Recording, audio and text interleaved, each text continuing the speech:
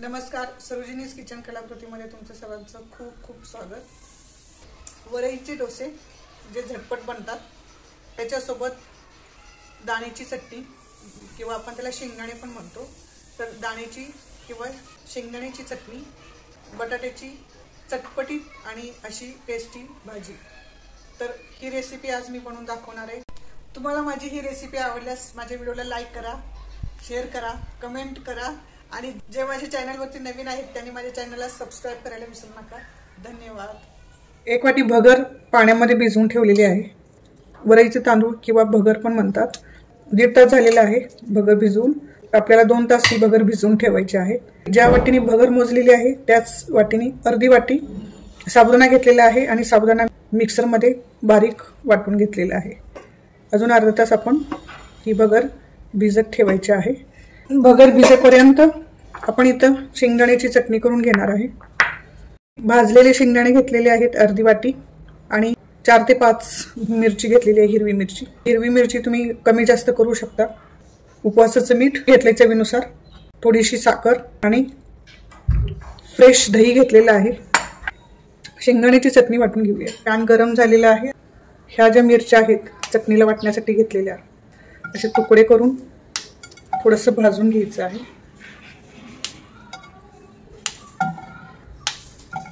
भाजून घ्यायचे। थोडा वेळ भाजल्यानंतर त्याच्यामध्ये 1 चमचाभर तूप किंवा तेल घालून घ्यायचे। मी इथं तूप घातलेलं आहे।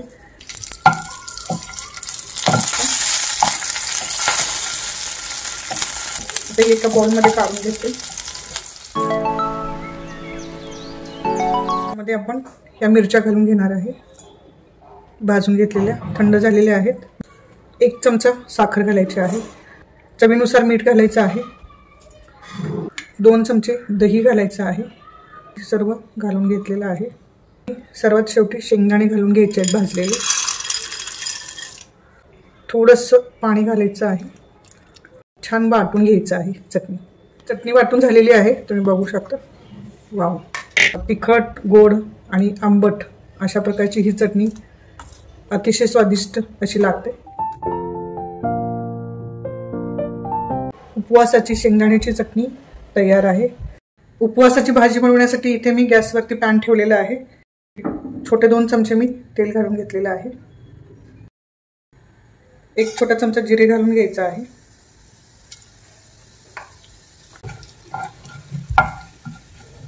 बारीक चिरलेल्या मिरच्या घालून घेणार आहोत। इथे 5 ते 6 मिरची घेतलेली आहे मी। एकदम मस्त भाजलेली आहे। आता इथे आपण चवीनुसार मीठ घालणार आहोत। असं मीठ घालून घ्यायचं आहे। इथे मी 2 मोठे बटाटे उकडून छोटे छोटे काप करून घेतलेले आहेत। तर आता या फोडणीमध्ये मी घालून घेते।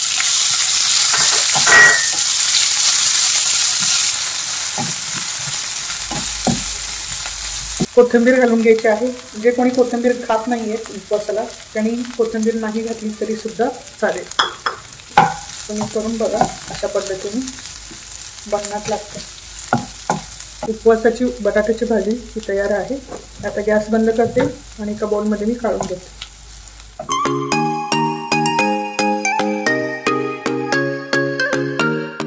उपवासाची बटाट्याची भाजी माझी तयार आहे। आता आपण डोसे बनवायला घेऊया। वरईचे तांदूळ भिजवून ठेवलेलं होतं, 2 तास झालेले आहेत। वाटून घ्यायचं आहे आपल्याला। आता हे छान वाटून घ्यायचं आहे। तुम्ही वाटून घेते। जास्त पाणी नाही घालायचं, गरज भासली तरच पाणी घालायचं आहे।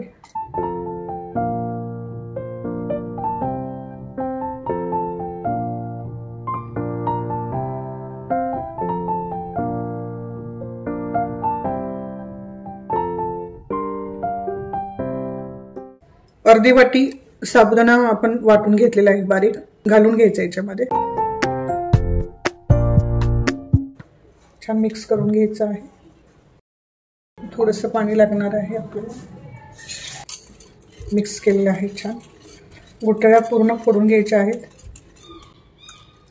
साधारणतः मला 1.5 ग्लास पाणी लागलेलं आहे याच्यामध्ये। इथे मी मिरची वाटून घेतलेली आहे, हिरवी मिरची। 1 चमचाभर मिरची वाटून घातलेली आहे, 1 चमचा साखर, अर्धा चमचा मीठ घालून घेतलेला आहे.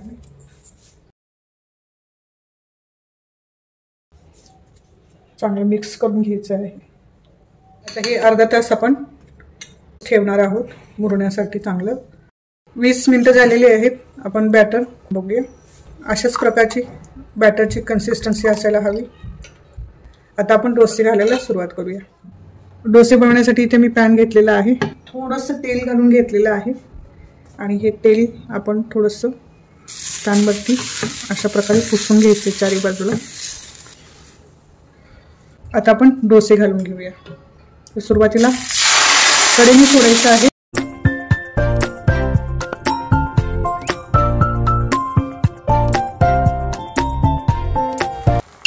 हा डोसा मी घालून घेतलेला आहे. आता गॅसची फ्लेम थोडीशी वाढवायची आहे, मीडियम करायची आहे.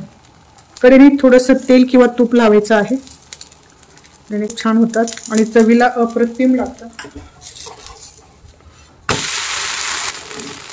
आता आपण करून बघूया.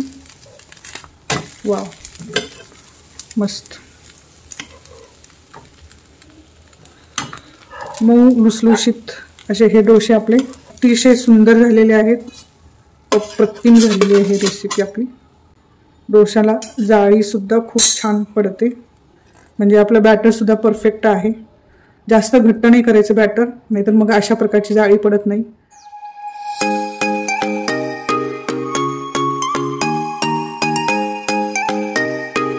कढईने पण थोडंसं लावून घ्यायचं आहे.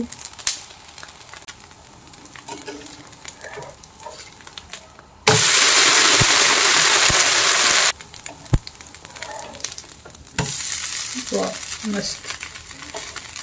आता मी डोसा काढून घेतो. छान शेकलेला आहे, तुम्ही बघू शकता.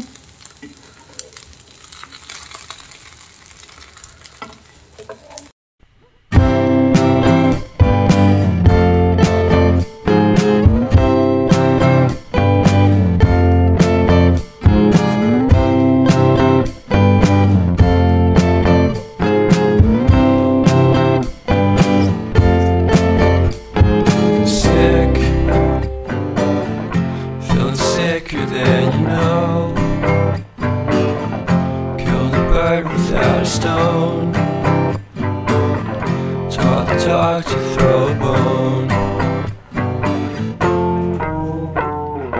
for a while, sleeping like a thief.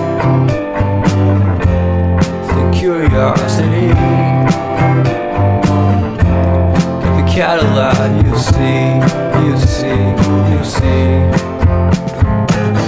So leave me stranded on the carpet, head on to the faucet. You're my alibi.